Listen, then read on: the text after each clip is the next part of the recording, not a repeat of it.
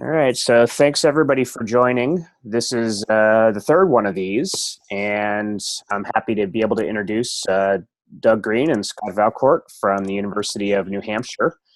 And they're going to be talking about their Science DMZ implementation at the university there, which is sort of focused on smaller institutions. So I think that you two are probably going to tag team this a little bit, so I'll turn it over to whichever one of you wants to go first. All right. Thanks, Jason. I'll get started. This is Scott Valcourt from the University of New Hampshire, and I'm also joined by Doug Greene, our network architect. And the synopsis for what we thought this brown bag session would be pretty cool to look at. And those of you in Mountain Time, I hope you're enjoying your brown bag lunch. Mine was 2 hours ago, so dinner's almost here on the East Coast. But when we looked at the topic idea, one of the things that I've been looking at and that Doug and I have been working very closely on over the last couple of years now has been this issue of the Science DMZ relative to small institutions. And there's about a couple of hundred or so large institutions that are out there that have built Science DMZs. They're using them to move data around. They're using them to connect their researchers. And all of the literature, all of the papers, all the videos, the how-to videos that are out there now are all geared really towards the large institution. And here at the University of New Hampshire, we work very closely with lots of small institutions. We're an EPSCoR state, so there are a number of small institutions that are part of our EPSCoR program. We also happen to be an INBRI state, so there are lots of biological partner institutions that are small in New Hampshire, and that's the case for our partners in Vermont and our partners in Maine on both sides. In EPSCoR state, there are still very small institutions that are nearby, and here we have a pretty big concentration of them. And so when you look at the design and the build of a Science DMZ, we can't just take a Science DMZ as it's written in literature, as maybe we have built at UNH or any other institution, and drop it into a small school, because A, we're likely going to dwarf the rest of the campus network by what we drop in with a Science DMZ, because it's vastly different than what they've experienced. And so what we're hoping that today's discussion will do is at least give all of you, whether you come from a small institution and you're thinking about building a Science DMZ because you've got researchers that are clamoring, or whether you come from a large institution and you're thinking, how am I going to work with the little folks? Because the little folks are where the action is also happening just as much as it is in my big school, but we can't just sort of drop what we've done in their place, and we need to somehow partner and make things happen. We hope this discussion will get you to the point where you can start to have that conversation, and maybe we can start to make some inroads in all those small schools, because when I look at the data, there are an awful lot of them out there, just as there are a lot of large schools. And if we're going to really make an impact on some of the science issues, we ought to be working together. So today we figured we'd at least give you a little insight as to what do we do at UNH, because that might matter. It might be very similar to your school or other schools you've worked with, who might be smaller, maybe larger, who knows. But at least show you a bit of what we've done for our Science DMZ, and then show you a little bit about some work that we've done in collaboration with our partner on National Science Foundation Campus Cyber Infrastructure Grant with St. Anselm College, which happens to be my alma mater, but I also was a co-PI on that. And so from there, we'll sort of morph into what are some of the things we discovered in working on a small institution Science DMZ that we didn't really have to think much about on the large side, but on the small side is really critical. And then I've got a few factors that I've been working on as part of some of my research that I'll put out there, and that'll lead to some dialogue and some discussion at the end. So, Doug, I'm going to switch over to you here, and I've put some basic descriptions of what we've done for our Science DMZ, and I'll have Doug, our network architect, who is key in designing where we have gone and where we are, to give you a sense of what that is. Doug? Thank you, Scott. This is Doug Greene, and can you hear me okay? Sure can. Okay, great. So yeah, we UNH built a Science DMZ a couple of years ago based on the faster data model. I would call it a first generation single data transfer node, perf sonar, the usual suspects. Using Globus, we've actually seen it get considerable use in the last, I would say, 9 months with our research community. We have 5 researchers around the campus, different disciplines that are using this fairly regularly. So we took what we learned from that and brought it to St. Anselm College in Goffstown, New Hampshire, right outside of Manchester. So that Scott has put up a picture of our Science DMZ, the UNH one. Should look fairly familiar. It's, you know, N by 10 gig backbone with direct connections to Internet 2 and to AL2S. So I don't want to go into that too much. Anybody who's studied the Science DMZ model has seen this version of this picture. But on the right are the various researchers. We placed switches in individual buildings and extended the 10 gig connections to each user. Now, of course, at St. Anselm, it's not quite the same model. What they are, that's my presentation from a couple of years ago.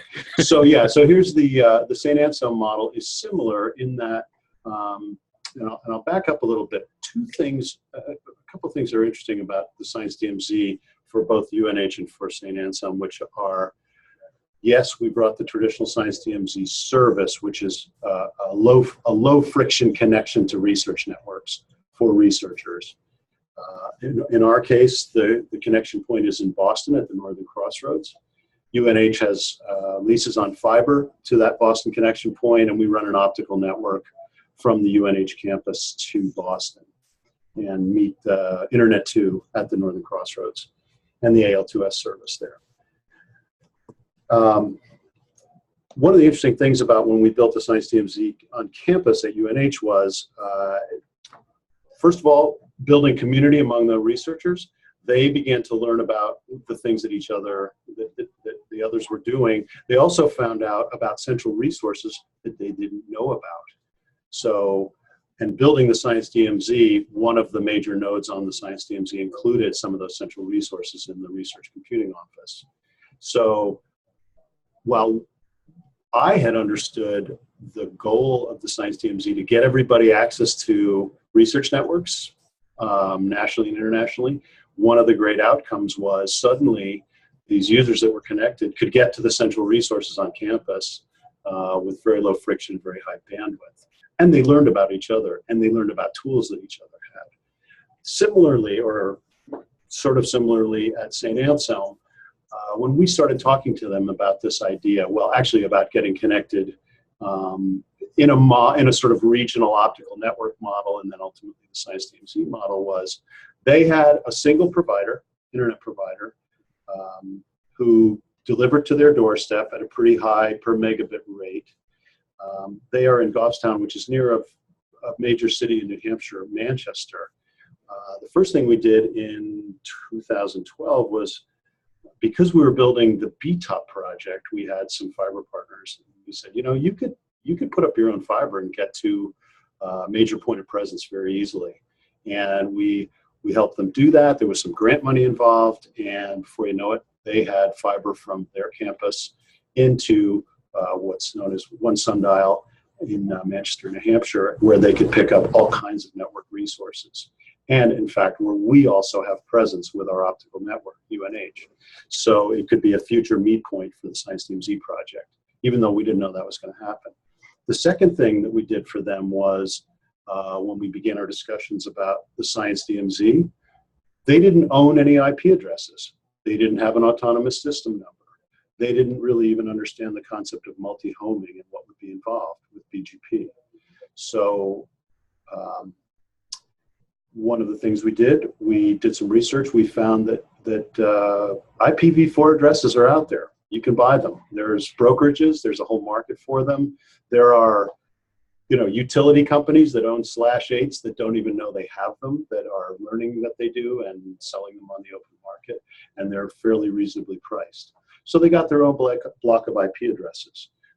We help them with, letters of recommendation to Aaron, as Aaron gets involved in the brokerage transaction. They now have their own IP block. They have an autonomous system number, and they're running BGP, and they're multi-hoping with their original provider. And now that we've connected them to Internet 2, that's a second source for them. We will eventually light up TRCPS and probably become a secondary internet provider for them. So these are all just, before you even build a Science DMZ, things that we were able to bring to the smaller institution from the point of view of a larger institution of, hey, this is how this is what we're learning from all our colleagues at the Internet 2 meetings and at the regional network meetings. And so, so from there, the next steps included understanding what their needs were, understanding the topology of their network, and then this picture that's up here, it was our concept of how we thought this could work. So using the fiber that they got a 20-year lease on, we connected them back to UNH, to our connection to Boston. We then recommended an intervening router that would be specific for the Science DMZ. You can see the DTN on this. We can see the perf sonar box on there. And then below, they're actually going to blend this in with their whole network to most of their researchers. And but they're using VLANs actually to give dedicated access to certain researchers in certain buildings. So they aren't, unlike UNH, where we built a network all the way to the desktop, so to speak, or to the gene sequencer, or to the server, or the bioinformatics suite. They're using their existing production network to get to the endpoint on their campus, and then using VLANs to tunnel to the network so they can manage the security issues and lock it down and so forth. So they've bought themselves a router, they've gotten themselves a DTN box and a perf sonar box. We spent a fair amount of time working with them on configuring their perf sonar box. We definitely stayed in the teach them to fish mode. We were very careful not to, they're not, it's very limited staff, and they obviously would have preferred that we do a lot more work for them than we did. I mean, we did a lot, but we were very careful to make sure that when we were done, they had full control of their hardware and software. So that was an important goal for us, and they're grateful for that. It's actually worked out well.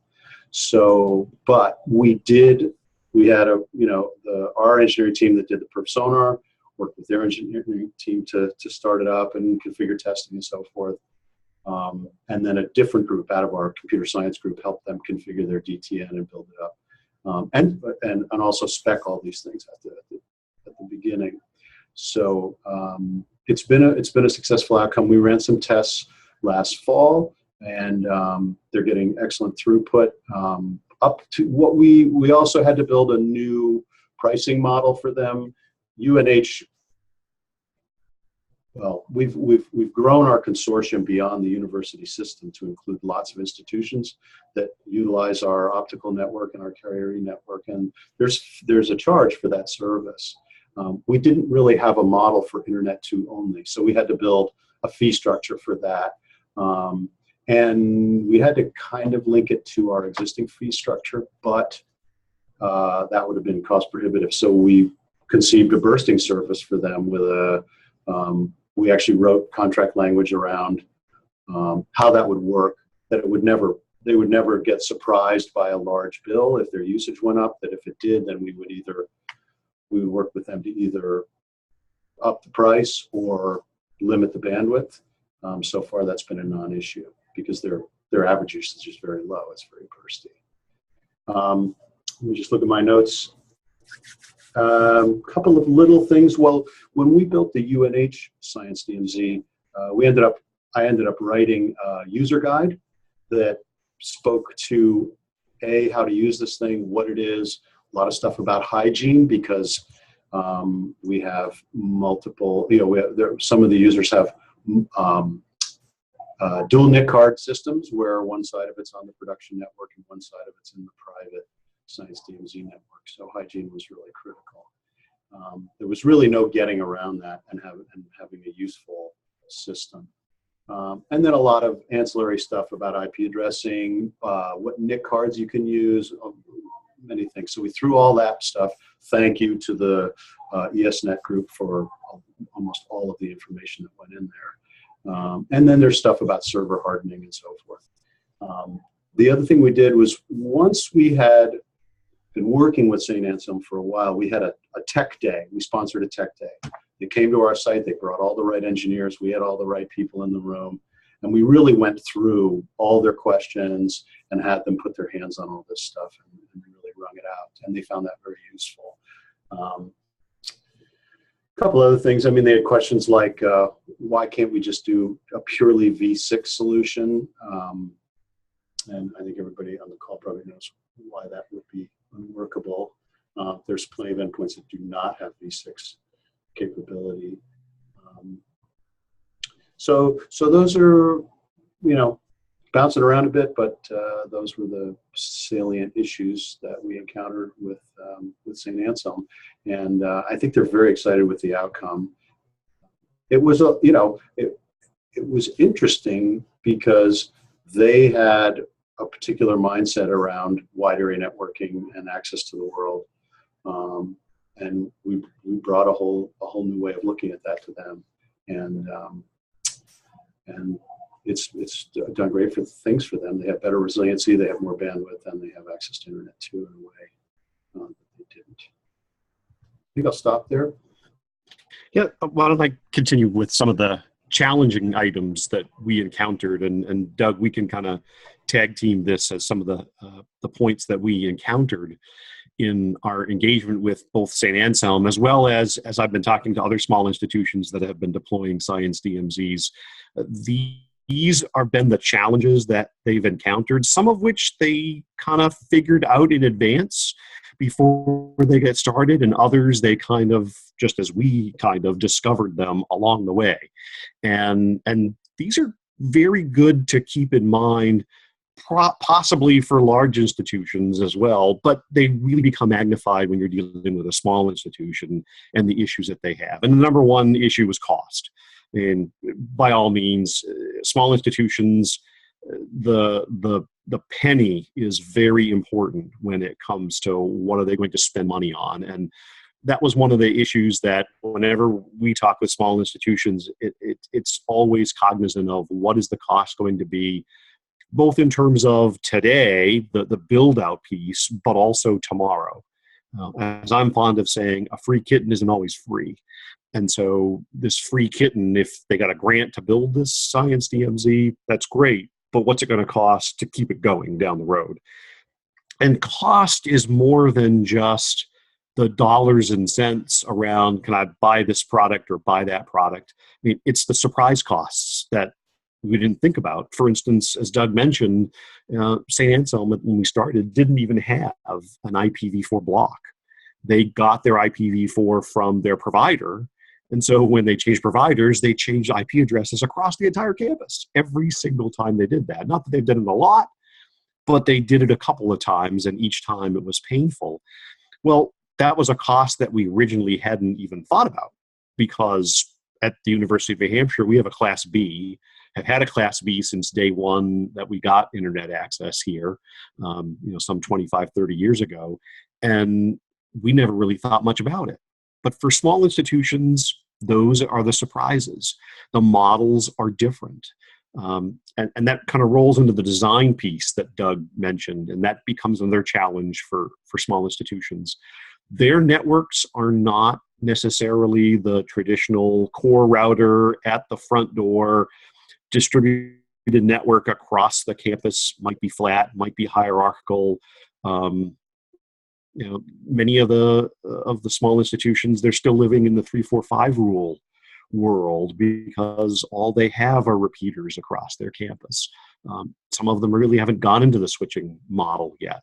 Others don't even have infrastructure across the campus to support every single building. They might hit a few of them, but not every single building. And so some of them are all wireless only.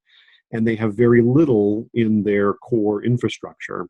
And so the model has to be looked at as to where does a Science DMZ properly fit, and how does a Science DMZ get designed into the environment of the existing campus network, and in some cases, does the existing campus network need to change?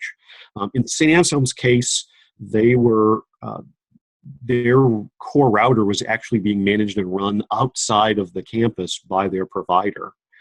And so for us to be able to bring Internet 2 in to support the Science DMZ model on their campus, we had to encourage them to bring their core router in the door. And that became the next question that they had to deal with, which is capabilities. What are the things that have to be on their network? What are the things that they would like to have on their network? What are the things they're ready to have on their network? That was another challenge that small institutions have, is many of them have networks that do just what they need to do, and everything else might be bought as a service of some kind off their campus network. It might be a cloud-based service. They might run their enterprise system out in the cloud. They might run their billing and their financials out in the cloud. They, like even at our institution, they might run their mail and Office 365 and other types of services to their students out in the cloud. And so for them, the design of the network is less what can they run locally and what are they going to be able to access remotely, which means now they got to look at how do they support the right sizing of their wide area network connection to deal with what they're going to bring onto and off of their campus, which is a different thing to consider when they're going to try to include a Science DMZ that might be potentially using up some of that wide area network bandwidth. Sustainability kind of goes back at the cost question.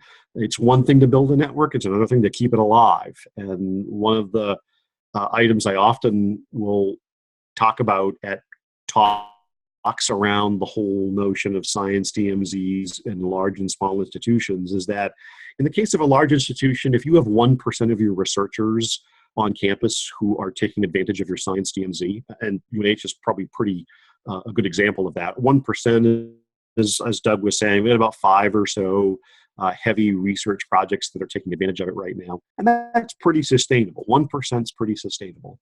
In a small institution, 1% might not be one full person, might not be one full research project.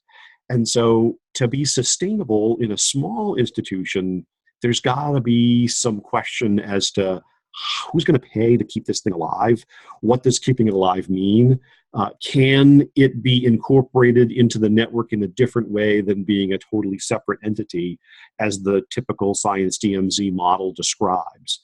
And St. Anselm is certainly in that case. The way they've interwoven what is part of their Science DMZ and what is also part of their core network and how they take advantage of it is the boundary that they keep trying to balance to ensure that they can sustain both the campus network as a whole, but also the Science DMZ portion that is helping their researchers to advance their research and ultimately give their undergraduates, being an all undergraduate institution, the kind of experience that they might have at a larger institution. Upgrade requirements.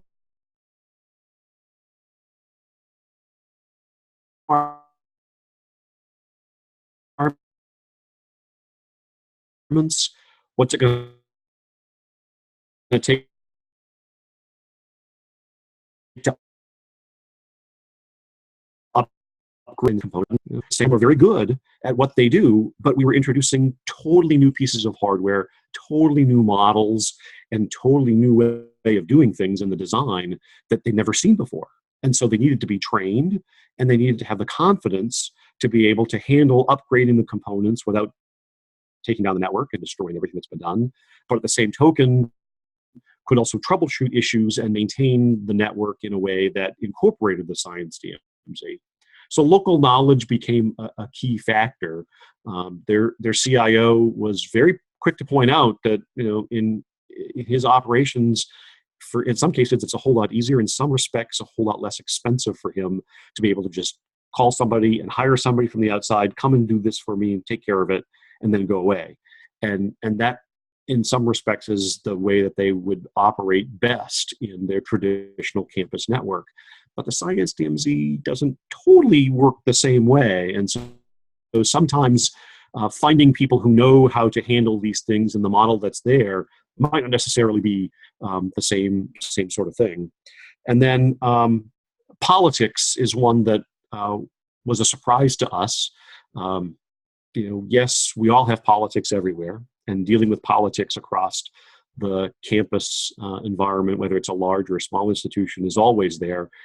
But it seemed, from our perspective, being the outsiders working with a small institution, that the politics were far more magnified on a small school campus than on a large one, in the sense that the president, the cabinet of the president, they were intimately interested in what was going on relative to the build of Science DMZ, but were also intimately wanting to understand what its value was. Why was it important to do? What made that something that was useful? Ignoring the idea that it came from a grant award that had a number of researchers pooling together and writing the grant and eventually being awarded, it still meant that the leadership of the institution needed to know and understand why this was valuable. And that's something that we didn't really consider.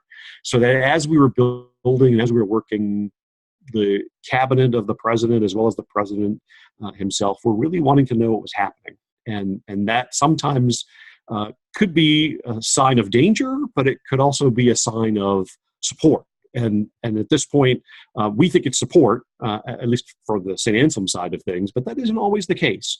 And so that's a cautionary tale to other small institutions that if you're going to embark on a Science DMZ, consider the politics and make sure everybody is aware and understands the value, because the value is really what we're looking for. External contacts is this idea that small schools, of the ones I've spoken to and worked with, almost all of them have had some partner that they've been working with that either is, in some cases, is a service provider, their service provider that they've contracted, or is another large school that's nearby that's already gone down the road of building a Science DMZ and is supporting them in navigating the design phase, the surprises, the things they might want to learn about that. And so having an external contact, having just a guide or a mentor, somebody you can bounce off, it's good for therapy when you deal with problems and you pull your hair out and you don't know what to do next. But it's also good to have some folks that you can partner with. And many of you here will likely, if you don't already play that role, could potentially be great partners to help facilitate the development of Science DMZ at small institutions. And then lastly, best practices. Just as we try to teach all of our students, not only when they're in the class, the material that's in the class, but how do they keep on learning the same material as they leave the class and become out there in the profession. The same holds true with the small institutions. We've got to teach them what are the best practices out there relative to Science DMZs. How do we get them connected into our network, into our community that's already engaged in trying to maintain that best practice environment, and then help them move forward. And so these have been a lot of the challenges that we've encountered over time. And if I boil these down to some what I call capital factors, there's a theory in economic development that looks at when economic development folks try to transform an old mill building into some kind of new entrepreneurial environment or some effort to make a community better, they should look at the 7 capitals that a community has and assess them before they get started. And so if I were to take, going back to these challenges that we encountered and lump them together, there are 5 capitals that I think are factors that we should consider when we're working with a small institution and they're going to start to deploy a Science DMZ or look towards that. And let's look at what's the network already. What do they want to do? How do they leverage the network that's already around? What's the funding involved, not just in the build out, but also in the sustainability aspect of a Science DMZ? What's the politics? of the Science DMZ, who's going to use it, why is it important, what are the benefits that could come from it, and what can happen down the road after the Science DMZ exists. What's the science that's going to be enabled, which is a really big one if we're looking at science activity around the space and the National Science Foundation funding efforts like this, and ultimately the human capital. Who's going to run this network? How are they going to stay current? How are they going to help develop it?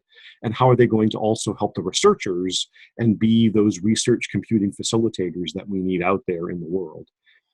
And so if we're looking at today and what can you do, what can we're done in this session, what is the next thing that you can do?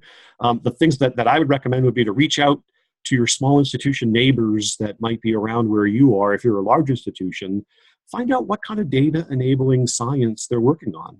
What are they trying to do? What are they using for tools? How do they get access to them? What might be some people that we should connect together to say, you know, these people are doing similar things. Have you talked to each other? Do you know each other? How can we help matchmake that together? Because when we bring scientists and researchers together, we have the opportunity to build capacity.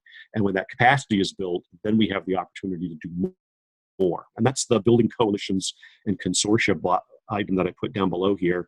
I'm a big fan of 1 + 1 + 1 can equal 7 if we just bring collaboration together. When we look at all individuals trying to do our own things, which, you know, we have that situation here in New Hampshire as well. Everybody has their own independent business unit in some respects. But when we find that people band together, have a common issue, common problem, or have problems that could be solved with one solution that everybody wins on, there's an opportunity for success. And that's the misery loves company statement I have in there. And we all chaw about our problems, but if we can come together and collectively do something that is both comprehensive and beneficial as a group, that's where we have the opportunity to really make some inroads in the future. And Science DMZs are really a great catalyst for making that happen. And then lastly, you can't win the lottery if you don't buy a ticket. There is a program that the National Science Foundation has right now in the campus cyber infrastructure. And there's a category, an area that is geared specifically towards helping small institutions design, develop, and build Science DMZs to help advance their science and research on their campus. And you know, the only way that anybody's going to be able to participate in that program is to actually write good proposals, come up with some good research projects, and move forward. And I was tootling out there in the awarded stuff, and I think in the last year, in the 2016 solicitation process, I've only seen one award so far, and that's to Colby College in Maine, which is our next door neighbor.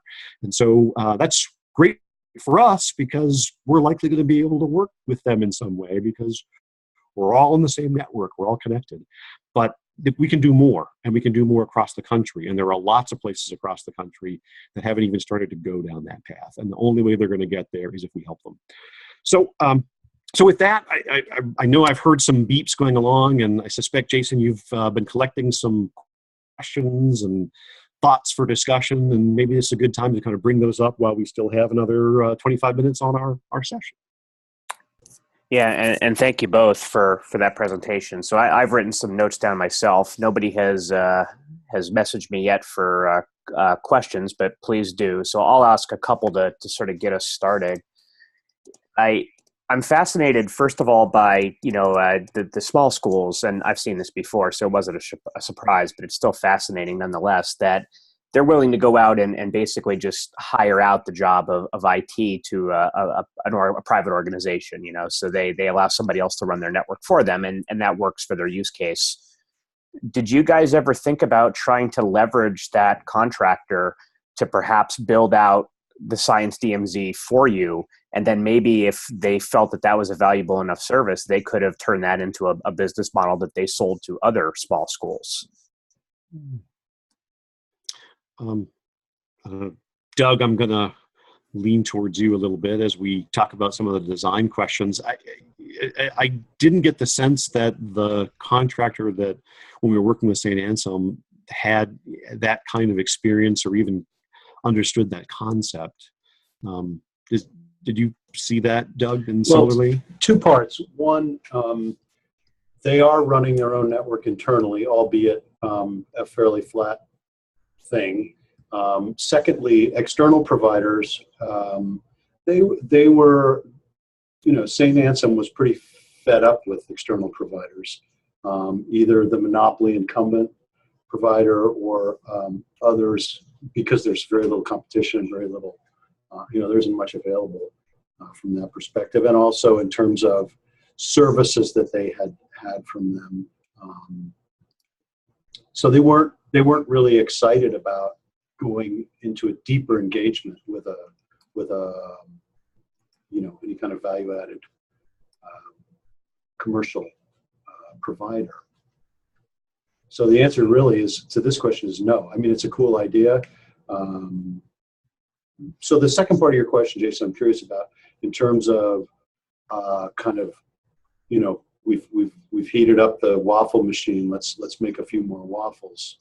Were you thinking a commercial entity would carry that model to other schools, or that UNH would, or even? I think it's certainly possible, because let's think about it this way. If there's enough of these institutions that do not have the staffing level to really maintain this as a service, and I forget which one of you said it, but somebody said, they'd rather just pay money to make a problem go away, because that means they don't have to maintain having a staff member around with institutional knowledge. I'm not saying I agree with this. I'm just saying it's an observation. Why couldn't we turn that into sort of a business model that for-profit companies would want to go towards? It's clearly a service that benefits people. And if there's people that could provide that service, it seems like that would be a market. There'd be the ability of somebody to just go out and select it and have it as a managed service. Yeah, it seems logical, and one of the challenges, and I'll just give a little anecdote to New Hampshire, is that the small schools in New Hampshire make up an organization called the New Hampshire College and University Council. And it initially was created as sort of like a buyer's club. We all need toilet paper. Let's just get a really good deal on toilet paper and put a bid out as the NHCUC, and all the individual schools would put in what their needs were. They get a bid, and then they would buy their product based on this bid that they get. And so they tried to come together around the issue of security. Everybody needs to maintain security on their campus networks. Everybody needs to have somebody who's going to serve as the chief information security officer in some respects. If there isn't going to be the CIO by default, is going to be the person responsible for security on their campus. And so an attempt was made to come together amongst all the small schools in New Hampshire to say, hey, why don't we do like we do with toilet paper, and let's hire a security officer for the college and university council, and then that person can help develop procedures and policies and things around security to help make all of our campuses much more secure than us try to all do it by ourselves. And they couldn't come together for a meeting, let alone actually agree to do something like that. And so the fear I have is that, so somebody says, hey, I can make a commercial go at this by supporting and building out Science DMZs on small schools. But the problem is that not all of them are going to say, well, I don't want this one. I want this one to be tailored to me. And then this other one says, I want this one to be tailored to me. And so now suddenly you've got 15 very different Science DMZs, all tailored to an individual. And now it's as robust as the fact that everybody needed to have their own people running their own Science DMZs anyway. And so that, that becomes the fear of that. But related to the idea of the commercial side of things, one question that I've been raising as I go to workshops and things around the country is, we're doing Science DMZs to move data around for enabling science in the academic and research community. The commercial industry has data needs. Some of them have figured it out, and a lot of them haven't figured it out yet. But I don't think there's a single commercial provider out there serving all these commercial entities who'd be happy to open up pipes and start moving data the same way we move data across AL2S and the Internet 2 world using Science DMZs without charging arms and legs in order to do that. And now it becomes cost prohibitive to allow commercial entities to partner with research entities to solve real problems in companies. And so I think we have to push on the commercial world to think about, how do you help us do Science DMZs instead of just take this pipe that you can and throttle it. And I'm sure the net neutrality discussion in Washington doesn't assist in that way in any form at the moment, but who knows? Maybe that becomes another argument to throw on that fire. Okay. Well, good answer. I like that answer. So I've had a couple of other questions roll in here. So the first one is from Kevin, but Kevin doesn't want to be unmuted because he's in the middle of a construction zone. So I'll just repeat it. All right. So Scott, do you view the most effective engagement implementation one-on-one in terms of the UNH to St. Anselm, or are there advantages to exploring one to N? And then he also clarifies another variation of the question may be, is a regional Science DMZ serving multiple small institutions a feasible approach? Interesting. So far, what I've observed is that it's generally a one-to-one relationship, mostly because the small institutions, if they've heard of a Science DMZ, still need to be educated about what it is. Take my comment about the politics and having to explain to the institution leadership that this is a good thing and it's a valuable investment. So the small institutions likely are pretty skeptical about what do they really need to have, because they're not a large institution. And so it often takes a one-to-one kind of engagement to bring them on board. But depending on the concentration of schools where there might already be regional engagement or regional partnership, I think about like the Northeast region. I think about Kinver in Pennsylvania. I think about some of these large providers that are out there that could be leading the way and providing that sense of connecting Science DMZs together to create regional Science DMZ concepts. That could be a good investment that says we can hit a lot of places at one time. But I think it's going to have to start with still engaging the small institutions to get enough of that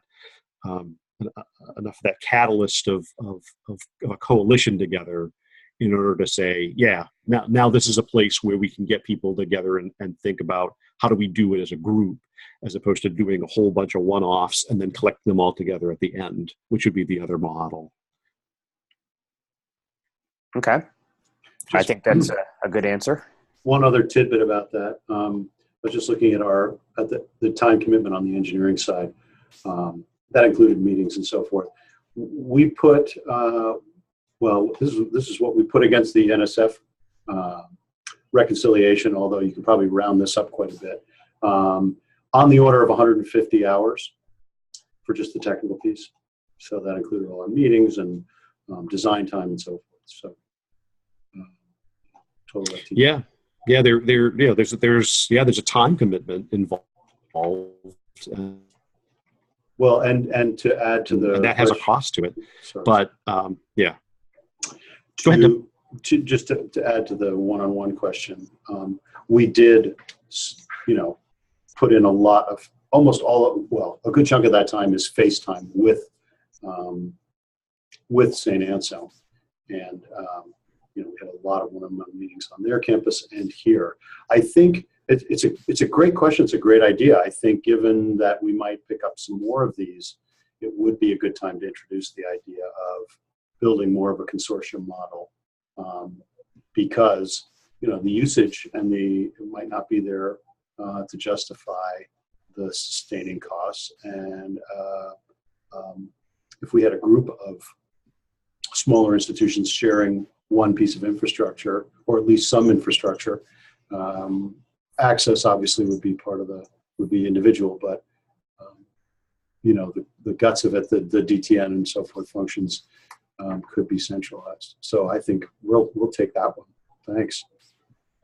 Yeah, if we think about just at the rate, and not that we have to probably do some serious data digging in order to find this out, but if we looked at the rate of new Science DMZs being turned up annually amongst both large and small institutions, I got a feeling, based on the number of institutions that are out there in just the US alone, we probably project several years, if not decades, before everybody, or nearly everybody, maybe even a 70% take rate, had Science DMZs on their campus in order to do a lot of the next generation research that we're all trying to undertake. And I got a feeling for a lot of places that's going to be way too late to do anything. They're really going to want to see the access of data and the ability to share it a whole lot sooner than later. So yeah, finding ways to maybe step up the game,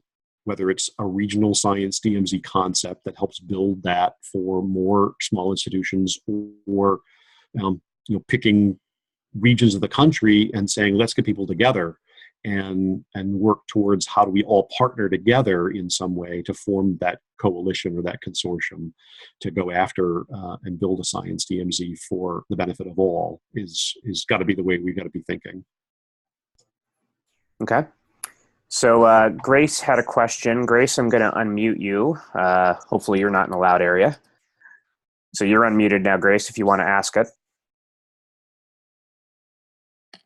Hello. Yep, we can hear you.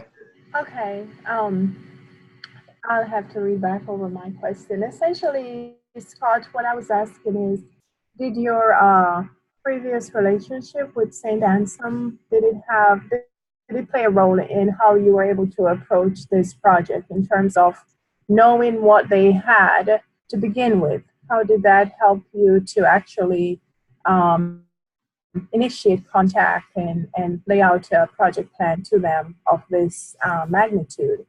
And the second part to my question was, what advice would you and Doug give to other large institutions to be able to embark on a similar venture? Yeah, well, like as I appropriately revealed that I'm an alum of St. Anselm, that actually, I really didn't know anything about their network. Obviously, it's been a lot of years since I was on the campus. Might have been before, well, yeah, it was pretty much before the internet existed. But the relationship actually came from and was built out of the people that I knew. I had been to a meeting where I knew the CIO from another engagement. I knew some of the faculty members from having been an adjunct there in the past. And so it was the people relationship that led to the, hey, what's your campus network look like? And what kind of research is going on your campus that might involve data movement, and things of that nature that led to the, you know what, this could actually be something you might want to look at. And maybe we should jointly write something that proposes going after a Science DMZ on a small institution and see if we could actually do it for your school. And we're not that far away from each other. We're only a 40-mile difference between the two locations. So we could physically go from place to place and meet each other. And so it was more the people network that kind of led to the then technical side of things. And so to answer your second question about what some feedback and advice and recommendations to go down that path for others, I would say finding the right people to talk to and engage with when it comes to embarking on a future build out for a Science DMZ or any kind of activity like that. It really boils down to how do you find the right people. I was fortunate. I knew the CIO, and the CIO tends to be a pretty good person to tap into when you're looking to build things of this nature on a campus, especially a small campus, because the CIO is is in the networking side or in the IT side is probably the top dog, and so we don't have to work our way up somewhere. But it doesn't matter if there's somebody that whether it's a researcher or a technical person or even just people who have they know somebody else. And 2 degrees of separation is what we have for everybody in New Hampshire. So it's really easy to find someone and try to get engaged with them. That's really what it takes, is just reaching out and finding the right people and having the dialogue and see, is there an opportunity here? And if there is, then start to work through what are the steps that need to be done and how do you carry that out to lead towards we have a real project here. And a lot of that goes back to the factors, figuring out what those factors are and making sure that you understand them before you engage in the activity. So if I could add a couple of pieces to that, Scott. This was a long sales cycle, if you will. And we led, I think part of our success was our success had to do with leading with the idea of putting St. Anselm in a place where they always had options to not choose us. So when we helped them get their own fiber to a point of presence, we were very, very careful to say, look, we think you should get into this building. And then if our service, our internet service or Internet 2 or whatever comes down the pike, since we're in that building, if it's attractive to you, you can use it. If it's not, don't use us. And you'll have that option. Because, oh, by the way, now you have your own IP space. Now you have your own AS.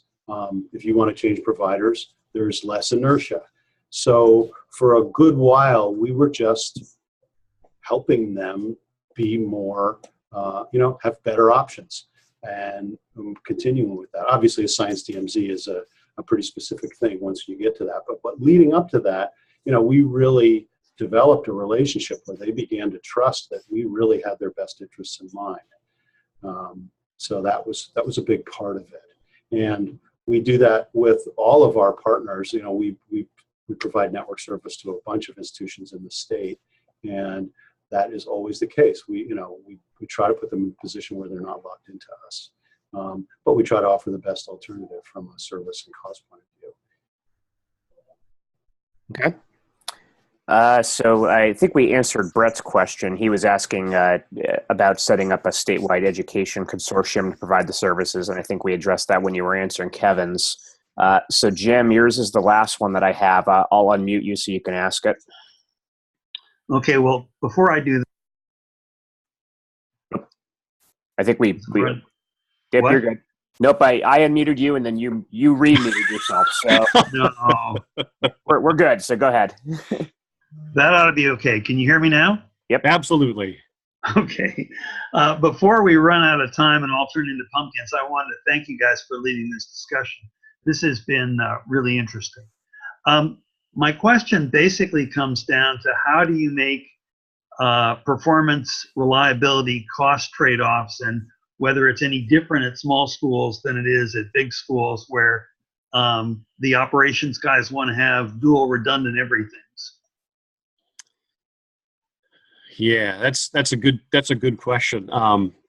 When we were working with St. Anselm and actually talking to other schools as well, they look towards the backhaul side of things, that they know that if they're going to take advantage of a Science DMZ, they're going to have to increase in many cases or build out or get more backhaul bandwidth on their wide area network in order to support the Science DMZ and the data traffic that's going to be on there. But of course, it can't let it take over 100% of the backhaul, otherwise the rest of the campus will scream and won't be able to get what they need. And so with St. Anselm, and what we did with them was make sure that they have the opportunity to take advantage of what could be a burstable activity on their Science DMZ. And so they could burst up to 10 gig if they needed to. And I think Doug mentioned this in the description of the design, was that we monitor what that level of usage might be and then try to equal that out over time, so that if they're going to be doing the everyday activity that their students do on their campus network, which is probably watch Netflix, that they have the ability to do that with whatever their sustained amount of backhaul might be, but that their Science DMZ users who have to move data around might be bursty, and they can burst to handle that stuff. And then we look at the aggregation over time to say, what is the amount of data that's really moving across this backhaul network, and then have a dialogue with them and to see, do we need to increase that in a constant way, and what does that look like as you're going over time? And so it's a trade-off. They have to look at how they're going to do that and what are the costs involved in that. And while we have been working with them, and we run into the same problem ourselves on our own campus, just as everybody else does, is, you know, what's commodity-based and what's going to be research-based traffic, and how are we going to make sure we either put it in the same pipe or we separate it out into different pipes. That's always the struggle that we have. And the small institutions have the same struggle that we do on the large institution, especially a public one like ours. It's just a matter of the priorities. And we have been leaving that to their leadership to determine where they're going to put their priorities. But as Doug indicated, the most flexibility, the most determine your own future type of approach has been our philosophy in working with the small institutions, and at least the ones that I've spoken with, they all appreciate that, because they don't want to be subservient to Big Brother who might be out there, and that would probably be a good caution for big schools working with small schools, is try not to become the, you know, you work with us and you work with nobody kind of attitude, because the small schools will balk at that pretty quickly. So I would say also that maybe this is purchasing 101, but as Scott pointed out, we've put St. Anselm in a position to create competition and lower their costs. So that's part one. Part two is when we met them and began this work in 2012, before the Science DMZ piece, they had a 5-year contract for internet service. And we haven't signed a 5-year contract in probably 15 years. It's you know, the pricing sort of looks attractive, but we all know the price per megabit's going down every year. So they're not signing any more 5-year contracts, and they had like 3 years left on their contract. And then they got connected into that central point of presence. They had a lot of options on where they could buy internet service, so they could immediately lower their costs. So create competition. And then the other piece about actually creating redundancy, obviously, you know, n+1 is not very cost effective when n is 1. So to have redundancy, you have to double everything. You know, if you've got 5 of something and you want to add a 6th to give some resiliency, that's a better equation. But I would say, you know, what UNH has done, we're not a small institution per se, but we've done this with our partners as well, is, you know, do it incrementally. Pick an area. I mean, and we've been doing this for 10 years. I remember I was on a project where we had an opportunity to actually build some redundant systems at one of the other campuses that's part of the university system. It was Keene State College. And we really had a hard discussion about, okay, if you could do one thing, what do you want to keep running in the event of a disaster? Again, I know I'm stating the obvious, but we had that discussion and we came up with payroll, right? And then a year later, we came up with our website. You know, that's really our front end. If the website goes down, we've got a major problem. And then ultimately we got to email, and the first instance of email was a kind of cheapy parachute email that was for dire emergencies. Now, you know, and over time that's evolved into a fully redundant system. So pick priorities, take them one at a time, try to save money, create competition. But it can take years to get to where you might want to be in terms of redundancy. Okay, thanks. I don't know if that's helpful, but yeah. Mm-hmm. All right. Well, thanks again, guys. And their information is posted right there. I will put in a plug for next week. Ken Miller from Penn State is going to be talking about one of the items that you mentioned specifically. He's going to be talking about sustainability and how to really turn the DMZ into a service that actually can help fund itself for future upgrades. So hopefully everybody can join next week. I will post this recording, and we will talk to everybody soon. Have a good July 4th weekend for people that are going to be going away. Talk to everybody later. All right. Thanks Jason. everyone. Thanks. Bye-bye.